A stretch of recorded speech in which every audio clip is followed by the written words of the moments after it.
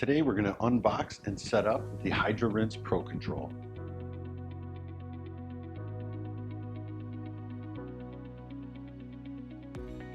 First, I'm just going to take all the components out.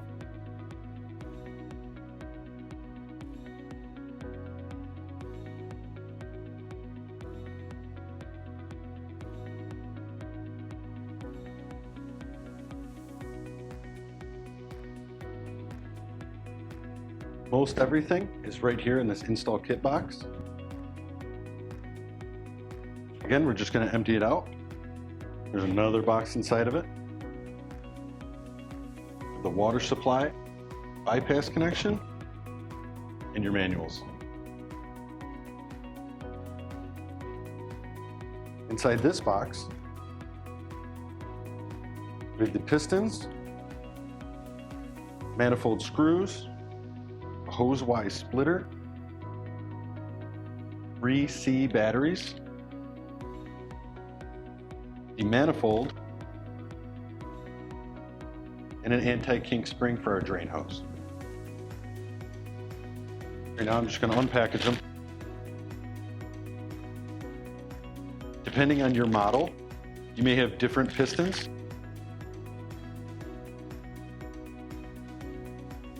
This particular model is for the Taylor C707.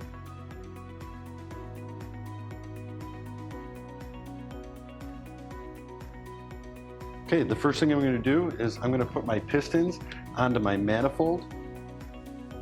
You want to look for your model inside of the manifold assembly insert and follow those instructions. To do this, I'm going to remove this retainer plate here with these thumb screws.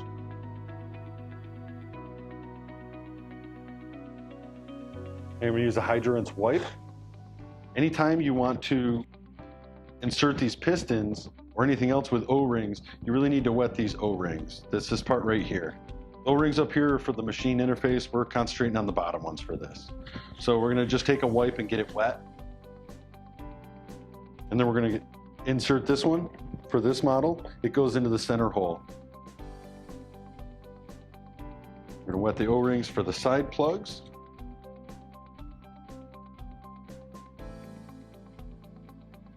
Now the orientation of these pistons does matter. Again, look at your instruction sheet. If they are not lined up correctly, your retainer plate will not slide on. So it does matter.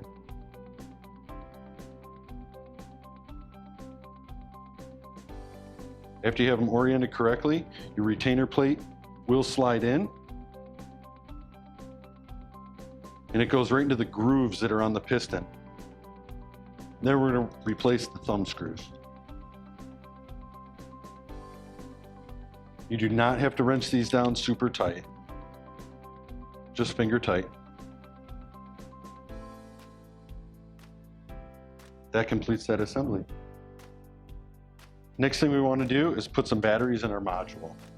Okay, so I'm going to take off of the cups.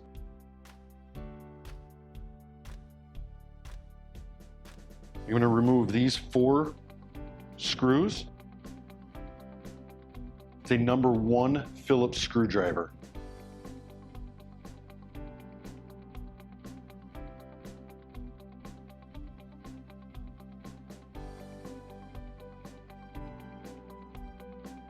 After taking those out, we can remove the top cover. And in the back, there's our battery box. So we just slide that open. And then install our 3C batteries. Once we install them, the control is going to go through its reset sequence. We can put the cover back on.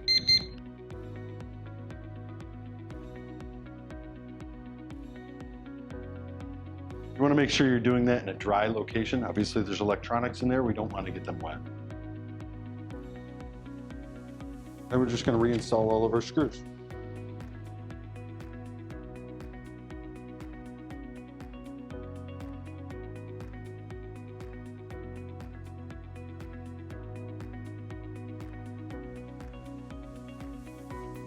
Put your right and left cup back on.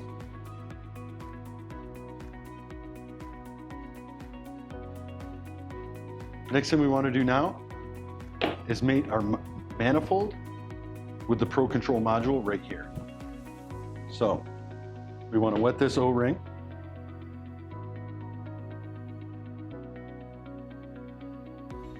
And insert it into the hole.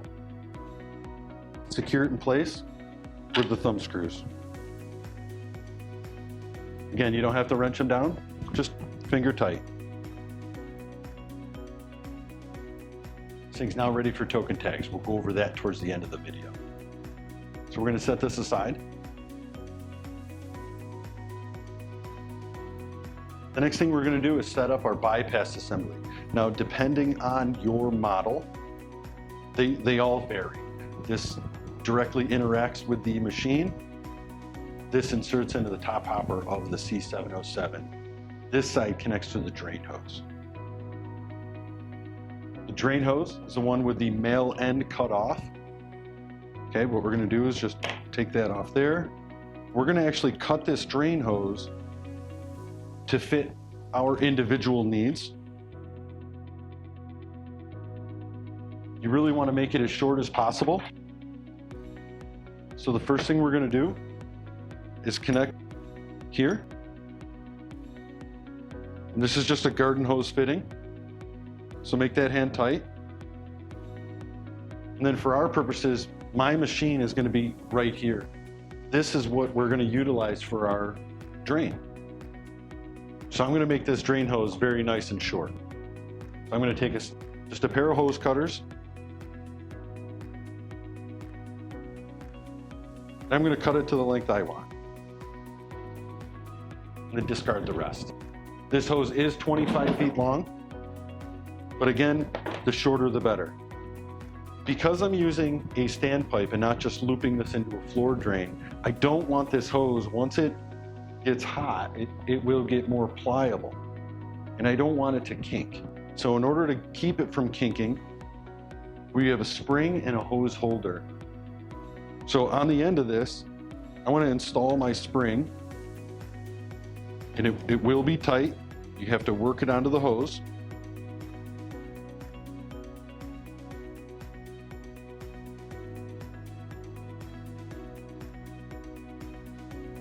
And then install the holder. This is going to make it so that I'm able to just set it into the drain like so. And it'll hold there. It's not going to kink. When I'm done using it and the cycle's over, we can simply pull it out and put it away. And because it's nice and short, we're not having to deal with 25 feet of hose. The next thing we want to do is set up our water supply. And there's a few different ways to do this. We can utilize the 25-foot garden hose that comes with the unit. If your water supply is not right at your machine, if you'd like to do that, you can. We're just going to unpack this hose. It's all together, and they are all garden hose thread connections. I'm just making sure that everything is tight on these. And then I'm going to join this white pressure regulator right here on our hose. If I was using the garden hose, then we want to take this end and bring that to wherever our water connection is. Okay, in this case, I don't need to use this hose, so I'm going to set it aside.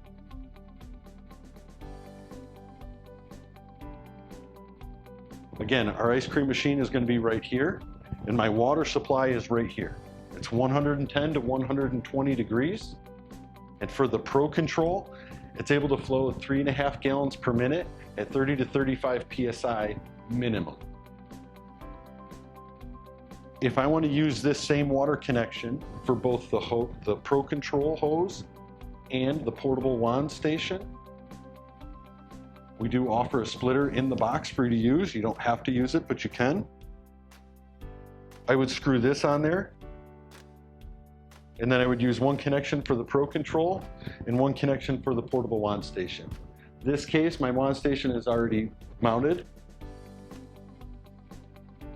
with its own water supply, so I don't need to use this. This hose is 5 feet long. That's going to be plenty long enough to get from my water supply to the front of the ice cream machine.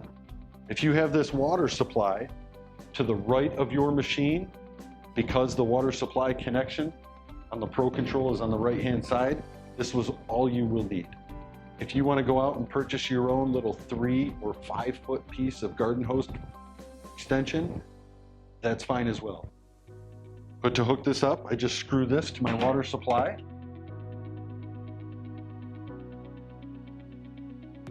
I've installed a little holder here, so it's not just dangling. I can clip it directly into the holder. It keeps it there for use. When I want to turn the water on, I just turn that on and I'm ready to go. The next thing we want to cover is the token tags and the Lex chemical cups. So before you can use this, you have to register chemical cups to the Pro Control module. Each case of cups has enough cups in it for 36 washes. So we're going to open the box of chemical cups. And in the very top, you have a wash token tag. Do not throw this out. If you throw this out, you won't be able to register this box of cups to the Pro Control module. To register it, simply detach the tag. Right where it says 36, we want to put that where the H and the R intersect. We want to hold that there in position. We're going to push the Reset Cups program button once until it beeps 3 times. It beeped 3 times, and now this is going to blink out how many washes we have on the module. Right now there was no washes currently on it, so it's displaying 36 here via the LED lights. At this point, push reset and put it back to sleep. You can use the already registered tag to periodically check how many washes you have left on the Pro Control module. Anytime you open a new box of chemical cups, you should immediately register the token tag. The most often service call we get here at the factory is that people take this tag and they inadvertently misplace it or lose it. This module will store up to 750 washes. The only thing left to do is I would go to the website at hydrarinse.com and also register your warranty for the Pro Control module in your portable wand station. For the Pro Control module, the model and serial number are located on the back. Put that information in, that way you can get your warranty registered. That sums it up for the setup of the Hydra Rinse Pro Control.